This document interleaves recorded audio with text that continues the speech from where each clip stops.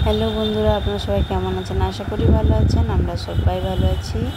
তো দেখুন, আমি আজকে ফুচকা বানাচ্ছি। তো আলুগুলো ছাল ছাড়িয়ে নিয়েছি, তারপরে লেবু দিয়ে বানাচ্ছি। আর জল নিয়েছি, টক জল করব।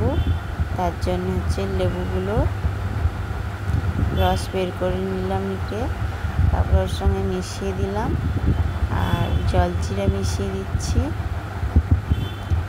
তো এক হাতে করছি বলে অসুবিধা হচ্ছে। এই যে আবার বেশি করে আমি জলজিরা দিয়ে দিয়েছি, লেবুর খোসাগুলোও দিয়ে দিয়েছি, তারপরে বিট নুন, এমনি নুন সব দিয়ে দিলাম।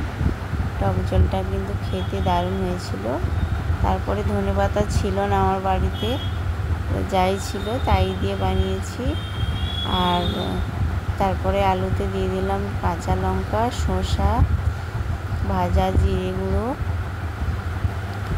দিয়ে দিলাম, গুঁড়ো লঙ্কা ভাজা, তারপরে বিট নুন একটু দিলাম, এমনি নুনও দিয়েছি, আর দিলাম ছোলা, চানাচুর, লেবুর রস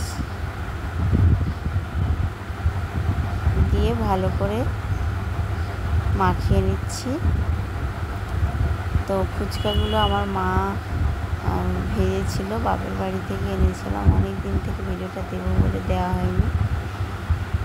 তো এই দেখো, আমার ফুচকাটা একদম রেডি হয়ে গেছে। ধনেপাতা ছিল না, আর আমি এতে একটু গুঁড়ো লঙ্কাও দিয়ে দিয়েছি।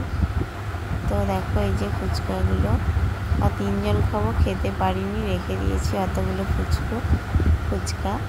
তো আমার ভিডিওটা কেমন লেগেছে অবশ্যই জানাবে। আর ভালো লাগলে লাইক আর সাবস্ক্রাইব করবেন, পাশে থাকবেন। ফেসবুক থেকে দেখলে ফলো করবেন। আজকের এতটাই, টাটা, বাই বাই।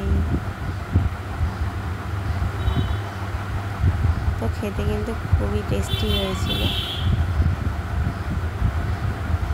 3 জন খেতে পারিনি।